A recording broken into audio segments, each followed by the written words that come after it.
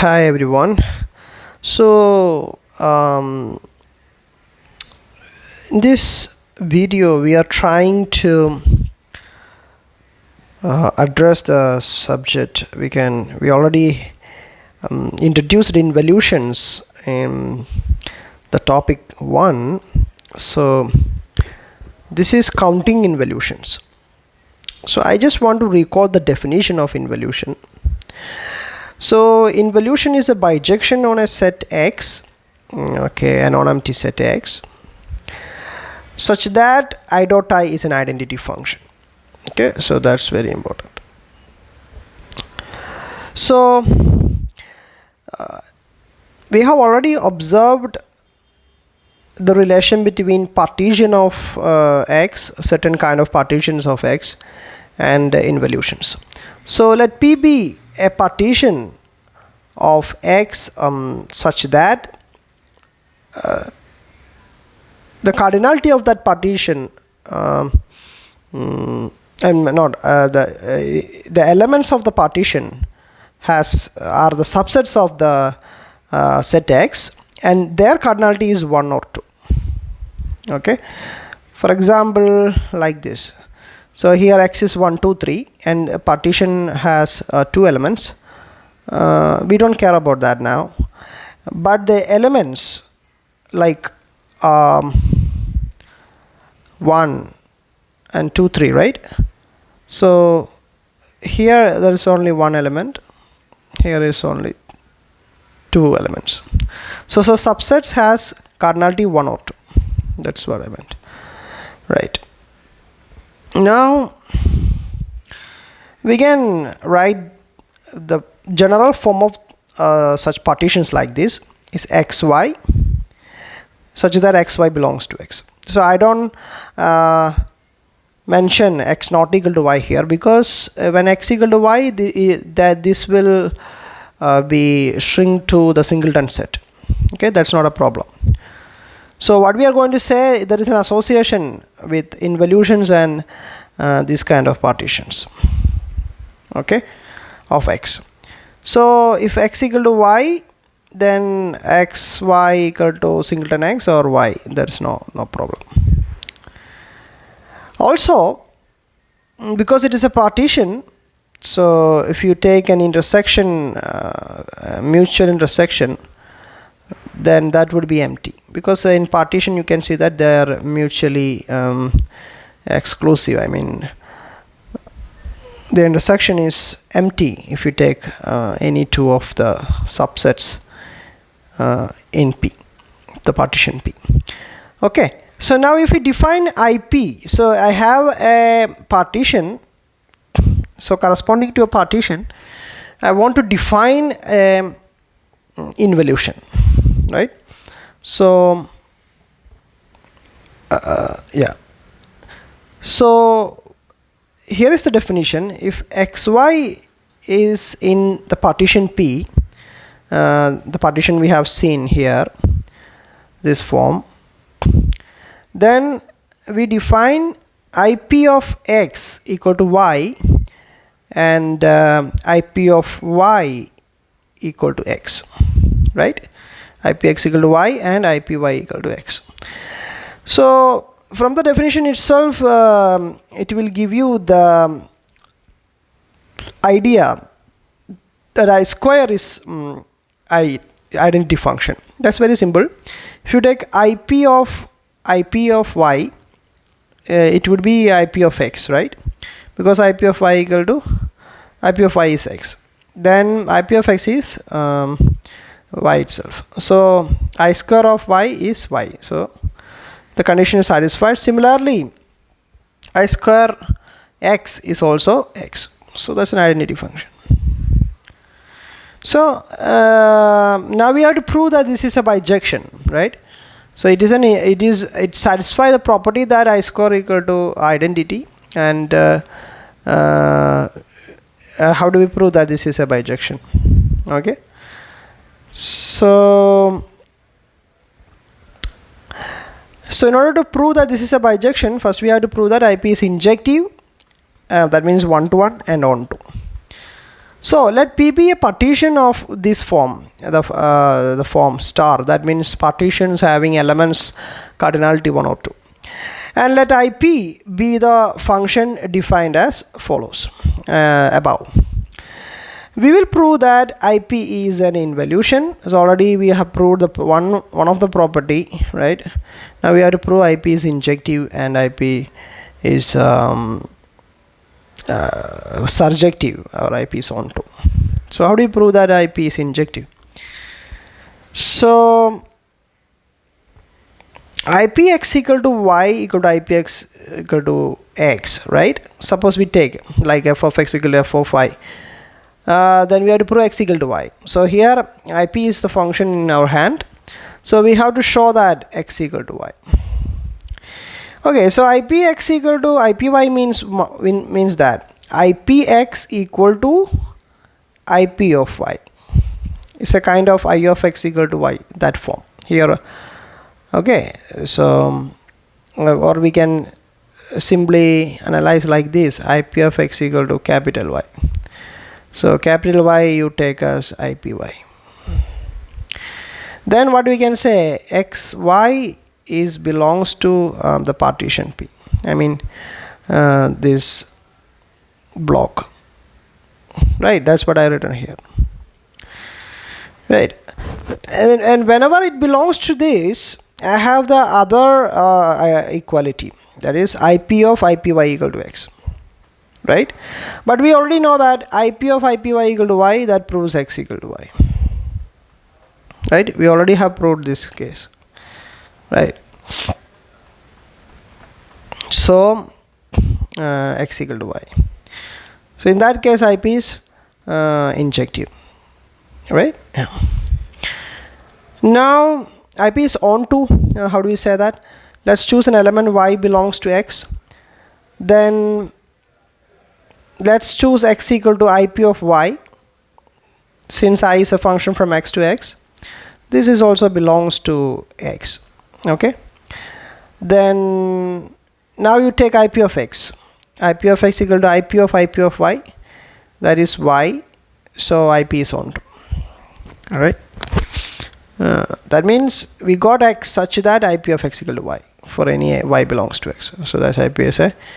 So it's a bijection, and it's also for true that also this property is satisfied. That means IP is an involution. So for any such partition, it corresponds to it gives you a involution, right? So that's the idea. Now we will prove that an involution, if you are given an involution, then we can construct a partition, right? So this is a proposition in our hand. There exists a bijection between set of all partitions of the form star.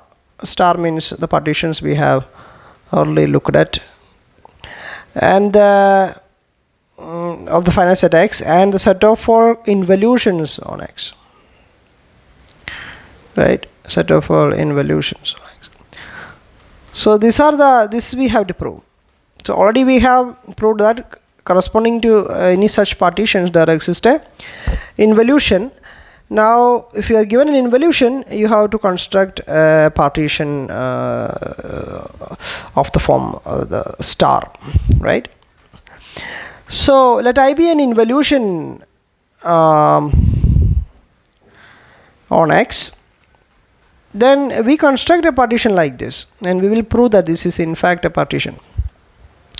We construct this this set of subsets of X I of X. So already you have an involution. So X I of X, I am writing is that pair X belongs to X, and I claim that this is a partition. So we will form partition. So first of all, this is true because if you take the union of elements of this P, it will give you X, because each of these two blocks contains the element X. So definitely all elements of X is there.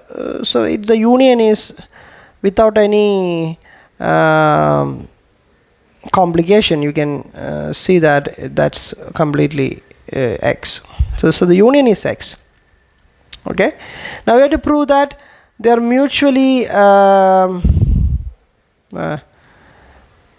non-intersecting, right? So that's our claim. P intersection Q for all PQ belongs to the partition where P not equal to Q. So we assume that suppose they intersects, right? Suppose there exists P and Q such that P intersection is non-empty. P intersection is non-empty. Then we will get an X belongs to P intersection Q. Then what would be that P will be? The P's are two blocks. So whenever some element is there, then I of X belongs to that. That's what we have defined, right? So X I of X belongs to there. And similarly, X is also belongs to Q, so X I of X also belongs to Q also. And because they have cardinality too, and maybe one, that's also possible. But look at this, they are both same. They are both X and X I of X. That means P equal to Q. So whenever P and Q have some intersection, then they must be equal, right? So they won't differ by exactly one element, right? So they will be same. Okay. So in that case, what happened is the partitions of the form star are in bijection with the involutions on X, right? So this is a good observation, so that we can count the involutions on X by counting the partitions of such form. So before that, we try to prove something about involutions of even cardinality, right? So we have seen that we can construct involutions which has no fixed points, right, for even cardinality. Also we have observed in the previous lecture about involutions that if any involutions on an odd number of elements definitely achieve a fixed point, right? So for odd number of elements, it is impossible to find fixed point fixed point free involutions. Okay, but for even cardinality we can count it. Then this lemma shows you how many of them. So the number of involutions on X with 2k elements, that's an even number, right, for some k elements having no fixed points, right? So we are finding all involutions having no fixed points. That's exactly 2k factorial over k factorial times 2 power k, right? We will prove this. Okay, so let's do. So the proof is very easy. We have seen that involutions on X is in bijection with partitions of X, right, having two element or one element subset of X, right? So our partition in our hand, the partition is contains elements as subsets having either one element or two element. But observe that if there is no one element subset, right, in that partition, then definitely it has no fixed points. So one element subset indicates the fixed point, right? Because if I only singleton set are available in the partition, then by our definition I of X equal to X, it cannot go outside that block, right? So if there is no one element set available in the partition, then all are two elements. So that proves that gives you a fixed point free involution. Okay, so we will count that. So the problem is reduced to find all what I can say, all partition or all two element partitions of the set X, right? Yeah. So all partitions having two element subset is in bijection with involutions having no fixed point. Okay, that's our observation. Now, so counting such partitions will count the desired involutions. Now let's look at some example. So our aim is to find the number of ways or distinct ways to get 2k elements in unordered pairs. Right, that's what exactly we mean by partition. So basically not a mere unordered pair, but a disjoint unordered pair. Okay, so we'll look at some example. So suppose x is 1 2 3 4, so it definitely has an even cardinality 4, and one of the partition is let's find all the partitions of exactly the subsets cardinality is 2. So 1 2 3 4 2 3 1 4 1 3 2 4. You can see that we can't find any more. We already included everything. So basically there are 3 of them available. So how did we end up with this 3? How can we how can you end up with 3 from this? So we will do it by 3 steps and we will generalize it, then we will get the formula. So first we find, x has 4 numbers, right, 4 elements. So we permute this, right? So we will and we will see that how many permutations corresponds to one of these partition, right? So in permutation you can see that is 1 2 3 4 is there, 2 1 3 4 is there. Lot of things are coming. They are ordered permutations are ordered, and so many of them will give you same partition. So how many of you give same partition? That's our challenge. Okay, so let's see that. So first you permute all the the number of ways to permute all these 4 elements is 4 factorial. So suppose you do the 4 factorial permutations. Now you pick one of them. So suppose you pick 1 2 3 4.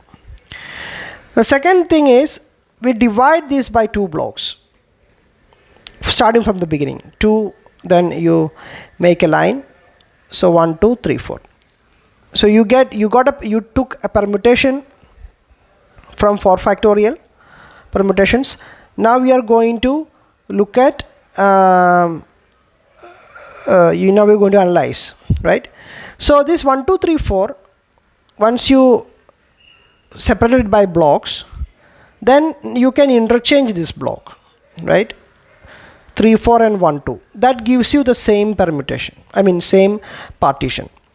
So what I am trying to say is 1 2 3 4, right, and 3 4 1 2 gives you the same permutation, same partition. So these 2 permutations gives you same partition. Now we didn't stop there. After that, so how many ways you can interchange this? If there are only 2 fellows, so you can do it by 2 factorial ways. If there are m blocks, like 2 blocks, then you have to do it by m factorial ways. And we didn't stop there. Again, even though we do that, if you switch it, right, if you interchange this 1 and 2 like that, then you will not get a new partition. You get the same partition. So if 2 1 3 4 will give you same partition, and 2 1, if you switch this, 4 3 will give you same partition. Similarly 4 3 1 2 will give you same partition. 3 4 2 1 will give you same partitions. So these all permutations will give you same partitions. So how many of it will come? So we have seen that first you choose one permutation, and from this permutation you get m factorial fellows, right? And these m factorial block arrangement, you go for how many switchings? 2 raised to m switching, because once the block is there, then this has 2 raised to m possibilities, this has 2 raised to m possibilities, I mean 2 possibilities, finally you get 2 raised to m possibilities, right? So what I can say that, right, so here we can see when you partition like blocks, definitely there are k blocks, like, so k factorial times 2 power k permutations will give you only one distinct partition, right? So what this means, you have a total 2k factorial and 2 raised to k times k factorial gives you same partition. So how many distinct will there? 2 raised to k times k factorial, I mean like this. Okay, so that's our observation. Okay, so this is the switching 1 2 3 4 2 1 4 3, so they are all same, so that's the idea. So if there are m blocks, 2 raised to m ways to do that. We have k blocks, so corresponding to k factorial times 2 power k permutations, there is only one distinct partition, right? So we can use the division rule in combinatorics, yeah, so the idea is very same. Okay, right, so we divide this, we get distinct fellows, distinct elements. So we have total 2k factorial permutations. In that, k factorial 2 raised to k gives you only one. So if you divide, you will get a distinct partitions. So this is exactly to k factorial by k factorial times 2 raised to k partitions available, which gives you involutions having no fixed points because of the bijection we have established before, right? So that's the idea. So it's a beautiful proof of that. Now we coming to the proposition of the complete involutions, finding involutions, regardless whether it's even or odd. Okay, so this is the proposition, we are winding up there. The number of involutions on a set X with n number of elements is given by this sum. Sum is like k equal to 0 to greatest integer,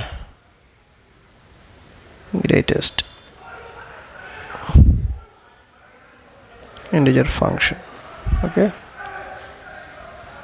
or you say floor function, right? So k summation k equal to 0 to n over 2 nc2k times this factor. That's what we will call the lemma, right? What we have just proved. Well, let's see what happens. So set of all involutions are in bijection with the partitions of the form star, right? Or partitions having subsets which has 1 or 2 elements, right? Here we are including all the fellows, the involutions having fixed points, without fixed point, everything. Okay, we counting everything. So these partitions contain either, we have seen that, either cardinality 1 or cardinality 2. So a particular partition, so suppose we want to observe a partition like this. So this a particular partition will contains n minus 2k singleton sets and k 2 element sets. You just go through this, pause it, okay. So k varies, right? And this will be the a general form of this kind of partitions. So we can see that n minus 2k times 1 plus k times 2 is n, right? So we have to get back n, total number of elements, and the splitting is like this. Suppose you have x equal to 1 2 3 4 5 6, right? So look at the first partition. It has singleton set 1 and singleton set 2. Now you have two element sets like this. Here k is equal to 2. That means what is the total number is 6 minus 2 times k, n minus 2k. That is 6 minus 4, which is 2. So there are two singleton sets. Why we are going to look at 2k? Because we need singleton sets and two element sets. So two element sets in some two element sets, the total number of elements will be an even number, right? That's why we are taking 2k. Okay, so now look at the second partition. So here k is 1. That means n minus 2k, number of ones is 6 minus 2, that is 4. See? 2, 4. And the two element set has only one element, that is 2k. Since k is 1, 2k is 1. Right? So only one block is there. Now you can avoid all the singleton set, completely 2k sets. Then that case k is 3. Because n minus 2k ones would be 6 minus, there is 0 number of singleton set here. And all the sets are 2k. There are 2k is the fellow 6 elements I partitioned like 2 blocks. Okay. So this is the look of the partition, and the k varies from 0 itself. So when k is 0, you get all things are fixed, right? When k is 0, what happens is you get all singletons. All the things are singleton, right? 6 of them are singleton. Okay, so that's the idea. So k varies from 0 to n by 2 or greatest integer of n by 2. It depends on even or odd, right? That's the idea. So now k is fixed. We must count the number of partitions, right? So once a k is fixed, so corresponding to this p1, this p1 has k is 2, right? So for that k is 2, how many of them will come? How many of them will come? So like that. So the idea is very simple. We have to choose the singleton sets, right? So we have n minus 2k ones are there. So we have to choose this from n elements, total number of elements. Then the rest of the 2k elements we need to form, or we need to arrange in disjoint unordered pairs. That's we already seen, right? That's the idea. We have to, the rest of the 2k must be in 2 blocks, right? It's a partition, kind of partition of 2 blocks. So that is possible by the lemma. That can be, the 2k fellows can be arranged like this many ways. 2k factorial over k factorial 2 raised to k. That's what we have seen. Okay, now if you multiply this by multiplication rule, when you fix a particular number of singleton sets, the rest of the 2k will be arranged in 2k factorial by k factorial times 2k. Okay, so then by the multiplication rule by combinatorics, you can see that n minus 2k multiplied by 2k factorial by k factorial times 2 raised to k ways, you can arrange this. That much partition is available for k, for a fixed k. Now k varies, right? So since n minus 2k can be written as nc 2k because n choose 2k because nc are equal to nc n minus r, right? Now this is varies, right? And because this varies in between 0 and greatest integer n over 2, right? Then definitely this will be, you have to take the sum k equal to 0 to n over 2, this thing. So that is the answer of all the involutions on a finite set X. Okay, So whenever there may be some portions where you feel difficulty, but I have explained it, you can go through, right? So this is a nice exercise in combinatorics. Okay, you can comment your doubts, and I am free to answer it. Okay, thank you.